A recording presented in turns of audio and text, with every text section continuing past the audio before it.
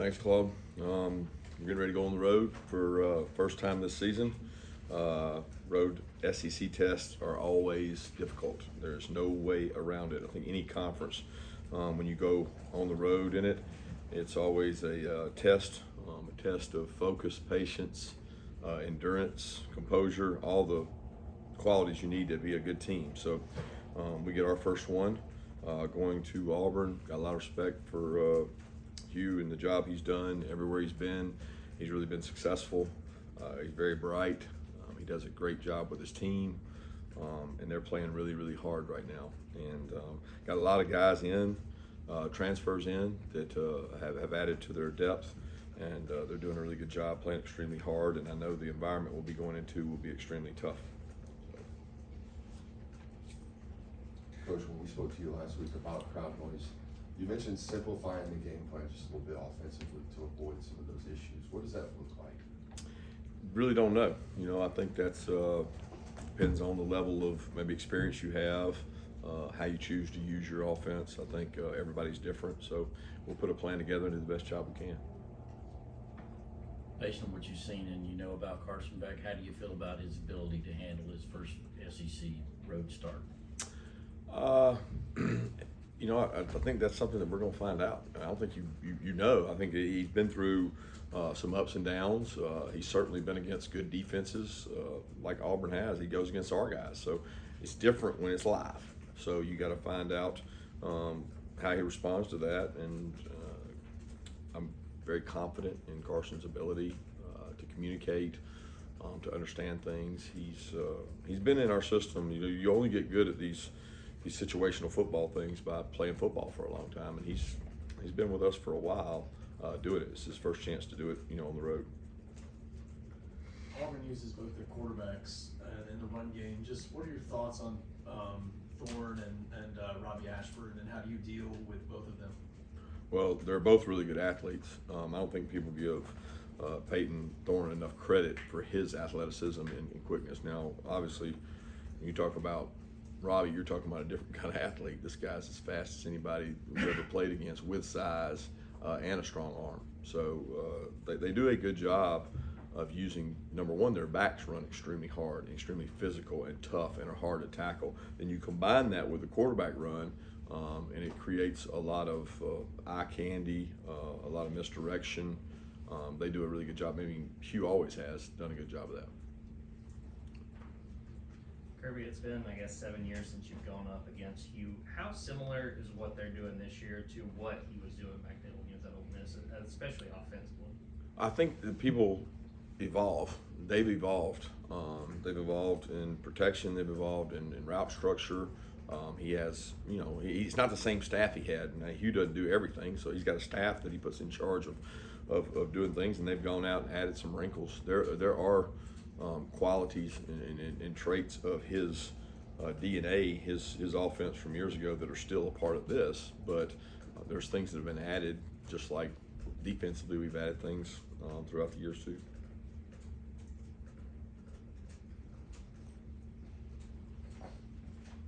Yeah, when Jamon was in here, he said he would characterize his own play as average so far this season. Just what have you seen from him in sort of in year two as a starter and progressing through these first 4 games of the season? A good leader. He's been a little more vocal this year, which I think is important. He has the pulse of the team, of when to push somebody and when to back off a young player and help them and pat him on the back. So he's done a good job in terms of that. Kirby, in July in Nashville at the SEC meetings, you were talking about how you were so concerned about complacency and its impact on the team. I'm curious, just 2 months later, what have been your thoughts, observations about that? Hard to say. I think the focus level each week has been good. The results always haven't, but the preparation is what's more important to me. Like, I actually put a lot of value on Monday to Friday, mental makeup, disposition, practice habits, improvement. We've repeatedly said we want to be elite at getting better, and I've really been pleased with the progress that we've made. So that makes me feel comfortable that there's no complacency there. Kirby, I know you've talked about Ladd's situation as frustrating. What is it that you need to see to be able to say, hey, we feel confident in him going out there on Saturday? Well, you got practice. You got to be able to practice, and that's a big part of it. And he's going to be able to come back to practice this week, and we're going to be able to do some more things with him. How he does in those things will determine whether or not he's able to play. We had a kind of a 2-week advised shutdown. He's done that, and we're expecting him to be able to go out there today and do some things, but non-contact early in the week and try to move to that. Kirby, I wonder if you can help break the tie for me. I asked Pop about Brock's patented stiff arm, and he says Brock's too smart to try that in practice on the linebacking crew. Brock says he'd love to do it, but he can't get close to the linebackers. What's your take on who wins those Brock versus your linebacking battles in practice?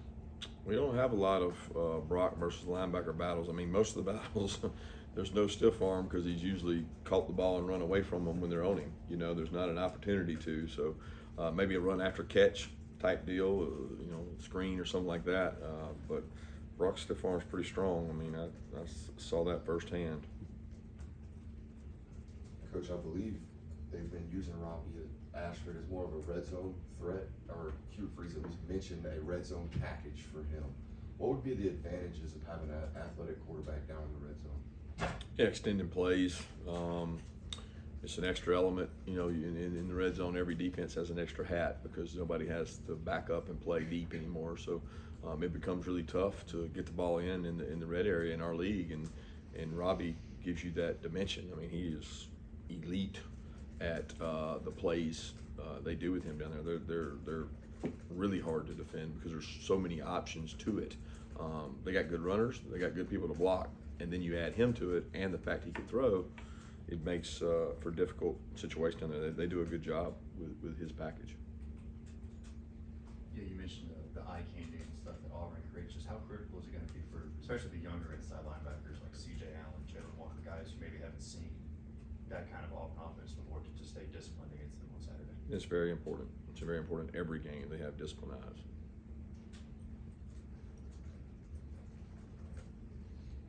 Yeah, Jamon's talked about some of the communication issues that have been happening on the defensive side. When you have a guy like Javon Bullard, who's such an important communicator on the back end, how hard is that to replace when he is out with injury? And then I guess on Javon, plan for this week, practice, and then see how he goes as he recovers from that ankle injury?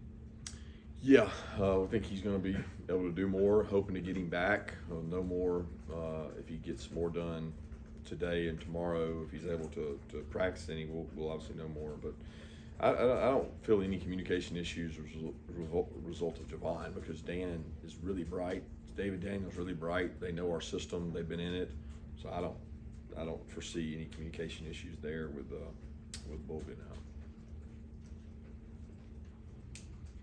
Obviously, the 2 end-to-half long drives are concerning. You've mentioned that before. I mean, just in reviewing that the last couple of weeks, have you found any kind of common denominators that you can point to improve in that area? Execution by the offense, a couple explosive plays, extended plays by the quarterback, throw and catch the ball, man. They throw and catch the ball. They tend to move it, and both those cases they did. I helped them last week by calling timeout, so that didn't do anything but benefit the offense. So some of it's decision making, some of it's execution, some of it give them credit. When you execute and do things well, you'll have success.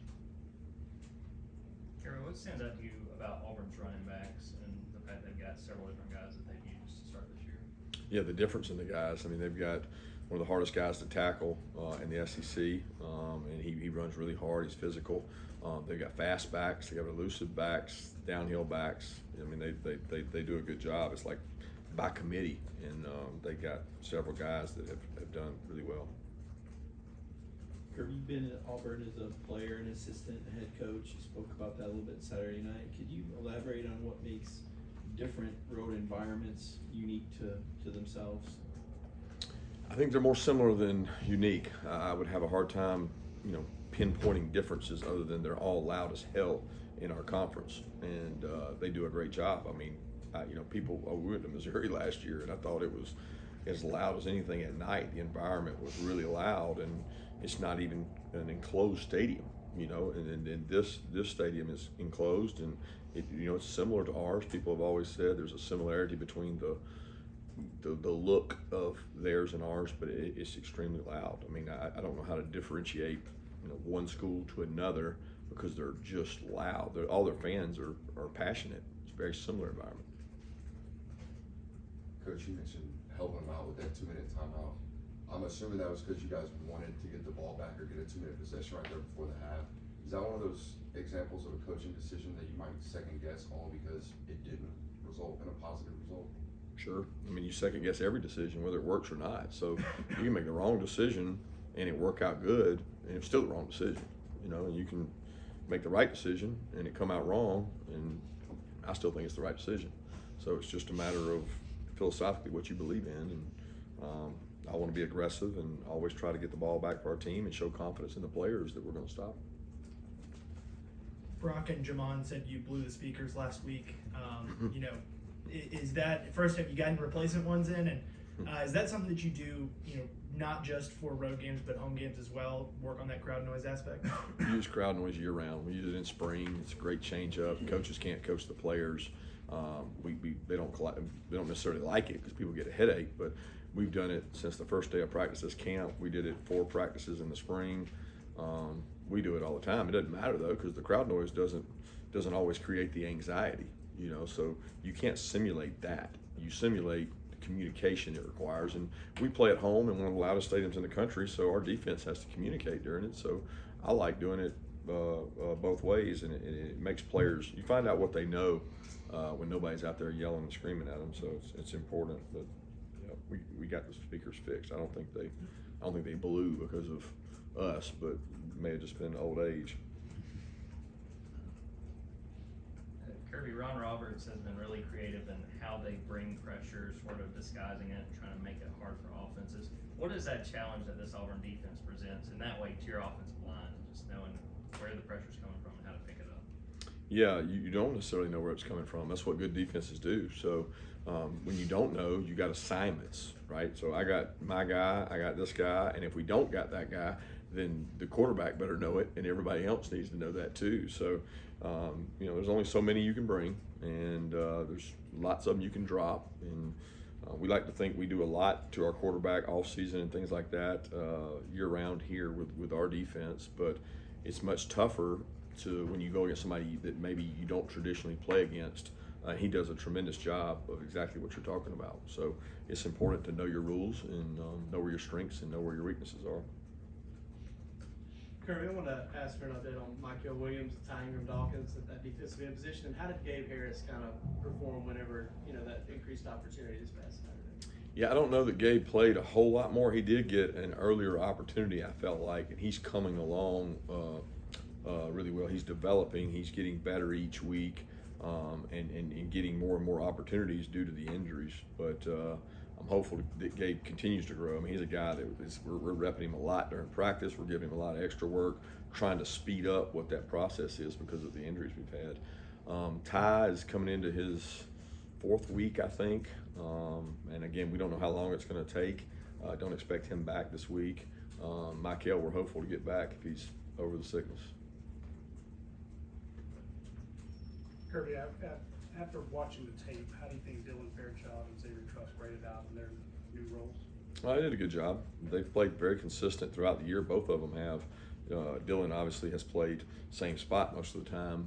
Truss has played multiple spots, and some things they can do better and clean up confidence-wise, but I think they're getting better. They understand where their help is, what we're trying to do on certain plays, and the only way you get used to that is to keep playing, and they've done that. You mentioned wanting to be elite and getting better. As far as just the play on the field, would you say that is elite, and if not, how close or far do you think that is? I don't really judge it that way. I don't think that answers your question, but I'm looking at the progress, and I'm looking at how much we improve each week through our practices, because the game is such a small vision of what we see, and we put so much value in the prep, the walkthrough, the reps, the good on good, the opportunity periods where we get younger player snaps. I mean, I put so much into that I've been very pleased at the progression we've had in that. As far as the field goes, it's so small that every test is another chance. It's like these little small chapters, and we're going into chapter, 5, I guess? So we're going into chapter 5 and got to see how we do. Coach, just to follow up on Xavier Truss, is he the first football player you've ever recruited from Rhode Island? And is there any stories you remember about watching that level of football, or that kind of football, I should say? Yeah, he is the first one that I've recruited from Rhode Island. He takes a lot of pride in that area, and he always defends high school football up there, although I don't know why he tries to defend it, but especially in this neck of the woods. But he vehemently declares that they have great high school football in the state, and that he's a product of that, and he always reminds us of the other kids that have come out of that area that have made it and played at big schools. But nothing really sticks out about the recruitment. Beautiful family, mom, dad, sisters, and I enjoyed going up there to visit them. Kirby, curious what you've seen from this defense in run stopping, not just up the middle stuff, but the ability of the defense as a whole to be swarmed into the ball. We talking about our defense or their defense? Yours. Yeah, I think it's been really good in spurts, and it's been really poor in spurts. I think that's a common theme, is that the consistency in performance, and like it's not game by game, it's sometimes series by series. And we have had the fortune of playing a lot of players, so that's good. You gain depth doing that. We've played really dominant at times, sometimes against inferior opponents, and then we've had, look, there's nobody. Our standard of defense here is so high that what we consider good play versus other people, it may be viewed different. I mean, we play against good thrower and good pass catchers. You're going to give up some plays, man. You got to accept that. But it's how you respond to those that's more important. So our swarm to the ball, I think, has been good. I like how our guys fly around. I love how they play. I love the passion they play with. And controlling the line of scrimmage is something that we have to do. Like, if we don't do that, that's the bare minimum. Yeah, through 4 games of the season, what have you made of the progress that the wide receiver room has made, especially as that position seems to be battling, availability, injuries, things like that? Yeah, I think the younger players have all made great progress. I think the inconsistency of the availability has been the bigger problem with the older players, whether it's Rosemy, whether it's Ladd, whether anybody's dinged up, or the use of Dylan at running back. I mean, you've had the kind of in and out. Like last week was the first week that it was pretty consistent. Now, consistent without Ladd, but it was consistent. And then, you hope you have that consistency again this week. But we've had some young guys grow up and make some plays. C.J. Smith has stepped up and improved, and we got to keep getting guys to do that. I feel like we ask you this a lot, but Andrew Paul got a few more snap shares this past game and got an opportunity to really run the ball. What have you kind of continued to see from his progression going through the season and now being 4 games in? Well, he's basically like a freshman, right? And so a lot of our freshman running backs they do it by committee. They get their opportunity, they get their turns. He's really improved tremendously at his pass pro, at picking people up. He's thick, he's heavy. And we've got some guys that we feel like are different than him in terms of weapons. So whether it's Cash, Dylan, Kendall Milton, Dejan, those guys are all playing there too. So we feel like Andrew's done a good job and continues to improve. Let's take 2 more questions. Kirby said you want to be elite at getting better each week. You've had a third of the season, 4 games. Where have you seen the most progress in getting better with this team? It's hard to say one area. I feel like we've improved as a whole across the board. We obviously had a really good test there against South Carolina, who's a really good football team in my opinion, and we responded to that. But as far as pinpointing the area that it's each day in practice, the perimeter blocking, the ability to execute more calls on defense, and growing the library that we're comfortable with, quarterback getting experience and playing. They've done a good job. We did improve in the red area. It's one game, you know, but it's like you every game you can make a case what you improved and what you went backwards in, so it's hard to pinpoint one thing. Just a special teams assessment and kickoff in particular, they had some pretty good returns this past Saturday. Looked like some, I don't know if it was adjustment in the second half or much better. Kickoff coverage, that kind of. No, I've been very pleased with kickoff coverage. I think we've done a great job. The ball placement, I wish it could improve, but what Zirkle does, he gets really good hang time. I think, if anything, you'd say they had opportunities to kick off to return the ball, where previously he's kicked them out. So to judge it previous to now, there's really been nothing there. So for those guys that went out there and covered it and made some nice tackles, nice plays, we want to continue to get more hang time on that with our kicker and continue to get the best guys on it to go down there and make tackles.